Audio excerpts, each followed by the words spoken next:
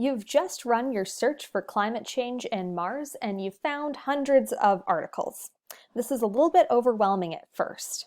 The other thing that's happened is you've suddenly remembered that your professor said that the sources that you used for your presentation need to be scholarly or peer-reviewed, and they also need to be from the past 5 years. Do you have to completely start over? Is this going to be a total drag?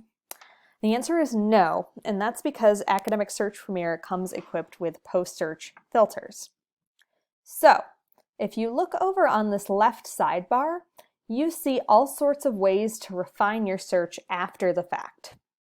A lot of these are replicated on the Advanced Search main page, so you could also do this with your initial search, but I like to run the main search first, just kind of get an overview of what's out there, and then go back and refine afterwards. But you can do whatever works for you. So I just want scholarly things because the professor said that that was the rule. So we're going to click that single box. Oh, look, great, everything's scholarly. Everything's from an academic journal. Now, you also need things to be from the past 5 years. You have this little date thingy, and you can just slide it along, and you're going to get only things from the past 5 years. You have still a lot of results. You've got 115. If you look through these, a lot of these are quite relevant, and you may find that this is sufficient for your needs.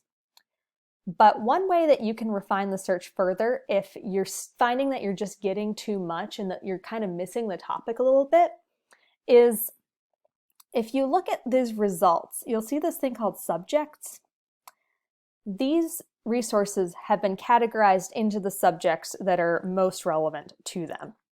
And you'll see that there's actually subject terms for both of your two ideas, both climate change and Mars. So if you want to, at this stage in your search, only get resources really specifically related to climate change and Mars, where that's like one of the main things that they're about, you have this thesaurus term option. And what you can do is you can select any given one or ones. So that's the one for climate change. And now I'm going to add to it the one for Mars.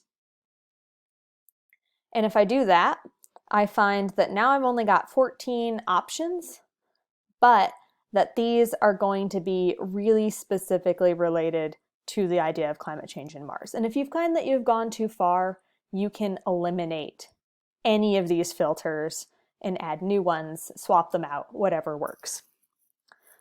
So this has been an overview of how to run a basic search in Academic Search Premier, and then how to refine that search a little bit more when you find that the basic search isn't quite meeting all of your needs.